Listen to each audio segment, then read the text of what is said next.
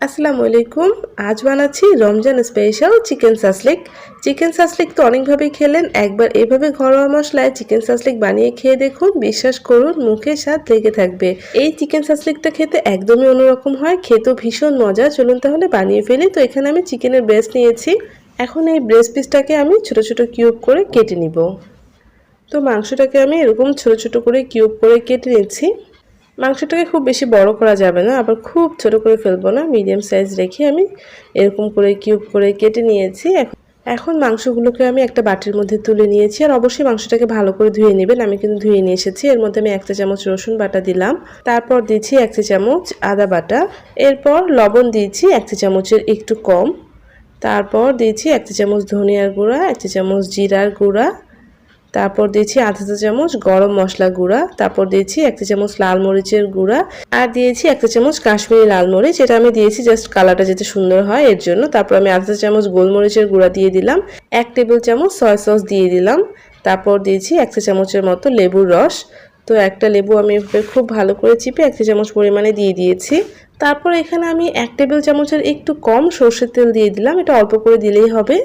তারপর এই সব উপকরণকে খুব ভালো করে হাত দিয়ে মিশিয়ে নিচ্ছি।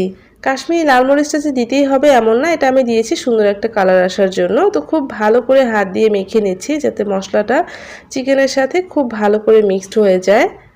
খুব ভালো করে মেখে নেওয়ার পরে চিকেনটাকে আমি কয়েক ঘন্টার জন্য ম্যারিনেটে রেখে দিব। আপনারা মিনিমাম 1 ঘন্টার জন্য ম্যারিনেট করে রেখে দিবেন। আর যদি বেশি সময় ধরে রাখেন তাহলে কিন্তু অনেক বেশি ভালো হয়, সারা রাত রেখে দিলে আরও বেশি ভালো হয়। তো আমি ম্যারিনেটে রেখে দিয়েছি। এখানে আমি ক্যাপসিকাম নিয়েছি, গাজর নিয়েছি, আর নিয়েছি পেঁয়াজ। তো ক্যাপসিকামটাকে আমি এখন ছোট ছোট করে কিউব করে কেটে নিব, যেভাবে চিকেনটা কেটে নিয়েছি ঠিক সেভাবেই ছোট ছোট করে কিউব করে কেটে নিয়েছি। তো পুরো একটা ক্যাপসিকাম আমি কেটে নিয়েছি। এখন গাজরটাকেও পাতলা পাতলা স্লাইস করে কেটে নিচ্ছি। প্রথমে গাজরের 4 সাইডের কিছুটা অংশ কেটে নিয়েছি, তারপরে যেভাবে কেটে নিয়েছি। তো পুরো গাজরটাই আমি এভাবে সুন্দর করে স্লাইস করে নিয়েছি। আর সবগুলো আমি কিন্তু প্লেটের মধ্যে তুলে নিচ্ছি। আর এদিকে পেঁয়াজটাকে আমি 4টা ভাগে ভাগ করে নিচ্ছি, একটা পেঁয়াজকে 4 ভাগে ভাগ করে নিয়েছি। সবগুলো প্লেটে তুলে নিয়েছি। আমার সব কিছু রেডি। আর এদিকে আমার চিকেনটা খুব ভালোভাবে ম্যারিনেট হয়েছে, আমি বেশ অনেকটা সময় ধরে ম্যারিনেট করে রেখেছিলাম। আর এদিকে আমি সাসলিকের কাঠি ভালোভাবে ধুয়ে নিয়েছি, পানিতে ভিজিয়ে রেখেছিলাম। আর এদিকে চিকেনটাকে আবার একটু মিক্সড করে নিয়েছি।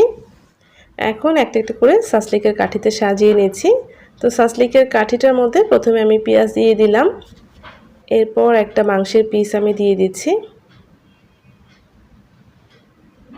তারপর দিয়েছি একটা ক্যাপসিকাম, তারপর আবারও একটা মাংসের পিস দিয়ে দিলাম, তারপর আমি দিচ্ছি একটা গাজরের স্লাইস, তারপর আমি আবারও একটা একটু ছোট সাইজের মাংস দিয়ে দিয়েছি। এটা আপনারা আপনাদের পছন্দ মতো সাজিয়ে নেবেন। তারপর আবারও একটা ক্যাপসিকাম দিলাম, এরপর আরও একটা পেঁয়াজ দিয়ে সাসলিকের কাঠিটাকে রেডি করে নিয়েছি। আর এভাবেই কিন্তু আমি সবগুলো রেডি করে নিচ্ছি। আর অবশ্যই সাসলিকের কাঠিগুলো পানিতে কিছুক্ষণ ভিজিয়ে রাখবেন, তাহলে দেখবেন এগুলো প্যানে ভেজে নেওয়ার সময় পুড়ে যাচ্ছে না। তারপর আমি দেখেন সেমভাবে আরও একটা স্টিক সাজিয়ে নিচ্ছি। এই স্টিকটাও আমি সেমভাবে সাজিয়ে নিয়েছি। তো সাসলিক বানানো কিন্তু খুবই সহজ, বাহির থেকে কিনে না খেয়ে ঘরোয়া মশলায় আপনারা এভাবে সাসলিকটা বানিয়ে নিতে পারেন। সবগুলো সাসলিক আমি রেডি করে নিয়েছি। এখন ভাজতে চলে যাচ্ছি। এজন্য চুলায় প্যান বসিয়ে দিয়ে একটু বেশি পরিমাণে তেল দিয়ে দিলাম। তেলটা গরম হয়ে আসলে এখন এর মধ্যে সাসলিকগুলো দিয়ে ভেজে নিচ্ছি। আর অবশ্যই চুলার আঁচটা লো টু মিডিয়ামে রাখতে হবে, অনেক বেশি হাই করে দিবেন না। চুলার আঁচটা কমিয়ে রেখে চিকেন সাসলিকগুলো ভেজে নিতে হবে, এতে করে মাংসটা খুব ভালোভাবে ভাজা হবে, খুব ভালোভাবে কুকড হবে।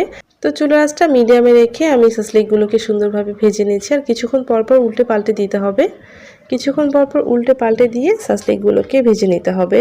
যেহেতু চিকেনটা আমি অনেকটা সময় ধরে ম্যারিনেট করে রেখেছিলাম, তাই খুব দ্রুত সিদ্ধ হয়ে যাবে।